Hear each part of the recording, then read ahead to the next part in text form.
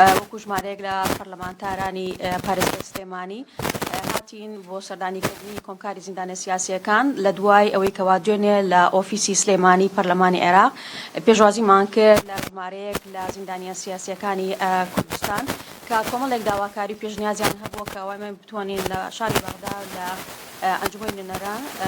پشتیوانیکردنی داواکاریەکانیان کە خۆی بینێتەوە لە ئەو جیاوازیانەی کەوا هەیە لەو شایستە و مافانەی درراوە بە زیندانیانی سیاسی لە عێراقا بەپێی مادەی 132 دەستور کە باز لەواکە هەموو زیندانیەکی سیاسی وارچی شەیدێک پێویستە ئەرکی بەخێوکردنی خۆیان و خانەوادەکانیان حکوومەتی عێراقی لە ئەستۆی بگرێت.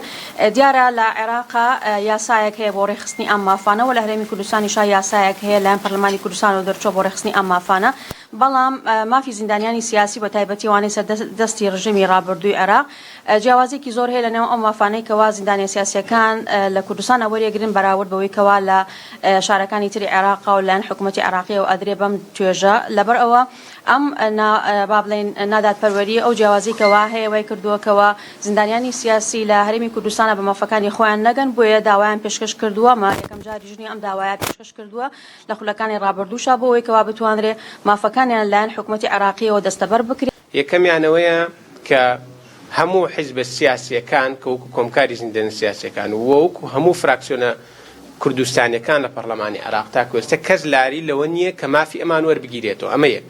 دووەم کتابێکێ لە مودەی ڕابردووە کتابی سەرۆکی ئەنجومەنی وەزیرانی حکوومەتی هەرێمە کە ئەبێت تازە بکرێتەوە کە لاری نەبوونی بۆی مافی با بڵێن زیندانیانی سیاسی بخرێتە سەر عێراق. ئەمە دوو. و سێهەم تونکردنەوەی و دروستکردنی فشارە لە ڕێگەی پەرلەمانی کوردستان و لە ڕێگەی حکوومەتی هەرێم و لە ڕێگەی شاندە دانوستانکارەکانەوە و لە ڕێگەی پەرلەمانی عێراق و ئەو وەزیرانی کە لە ئەنجومەنی وەزیرانی عێراق هەمانە. ئەم بابەتە پەیوەندی بە هەموو هاوڵاتیان و با بڵێن پەیوەندی بە بابەتێکی حیزبی نییە، بابەتێکە پەیوەندی بە هەموو زیندانیانی سیاسی هەرێمی کوردستانەوە هەیە. ئەو جیاوازیە موچەی کە لە نێوان ئەوان و لە نێوان ئەوانەی عێراقا هەیە زۆرە، ئەو مافی ئیمتیازاتانەی کە لە نێوان هی عێراق و هەرێمی کوردستانە هەیە زۆرە، و لە هەمان کاتە ئەوان چەند دەعمێکی تری حکومی یان لە ڕێگەی بانکەکانەوە کە هاوکاری یا ئەتوانن ئەو دەعمانە وەرگن ئەمانە ئەوانەشیان بۆ ناکرێت. کەواتە ئەم بابەتە بابەتێکە پەیوەندی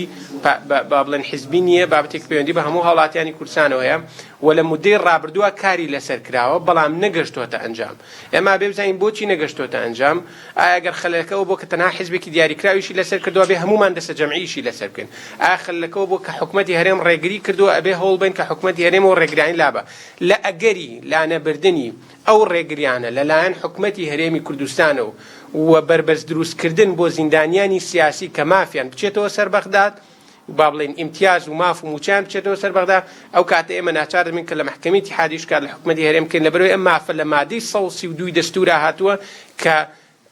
لە ئەستۆگرتنی یان فراهەمکردنی هەموو مافەکانی هاوڵاتیان یا زیندانیانی سیاسی عێراق نەیوتووە عێراق جنوب وەسەط و هەرێمی کوردستان بەجێ، بەڵکو عێراق بە شێوەیەکی گشتی لەبەرەوە یان حکوومەتی هەرێم ئەرکێتی کە هەموو مافانی کە حکوومەتی عێراق دابینی کردو بە زیندانیان سیاسی ئەویش فراهەمی بکات، ئەگەر ناشی کات دەستبەرداری بێت و لاری نەبوون کا بۆی بچێتە سەر حکوومەتی عێراق و ئەگەر ڕێگری بکات و کاتەوە کوتم ناچارە بین کە لە ڕێگەی محکەمەی اتحادیەوە ئەم شکاتە بەرزبکەینەوە لەسەر ئەم قەزەیە ئەڕۆین و کۆتایی پێنایەت. بێگومان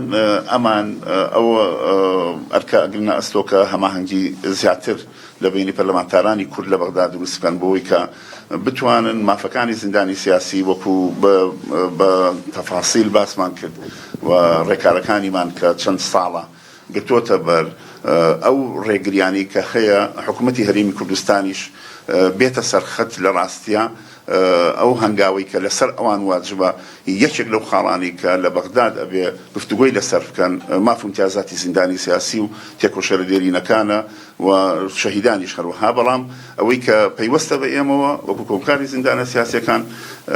ماف و امتیازاتی زیندانیانی سیاسی یا لە هەرێم بەپێی یاسای ژمارە 11 ساڵی 2011 هاوتای عێراق بکرێت یاخود ئەم دۆسیەمان بجۆزرێتەوە بۆ سەر مؤسسەی سوژنای سیاسین لە عێراق و ئەوەش بۆ ڕێکارانی کە گفتوگۆمان لەسەر کرد کە گەڕێتەوە بۆ سەر بوجە چ شێوازێک گونجاوە بۆ ئەوەی کە حکوومەتی هەرێم خۆی بودجەی هەرێمی بودجەی زیندانیانی سیاسی بجۆزێتەوە بۆ سەر موەسسەی سوودجەنای سیاسی کە زیندانیانی سیاسی لە هەرێمی کوردستانیش وەکو باقی محافەزاتی عێراق تەعاملیان لەگەڵا بکرێت.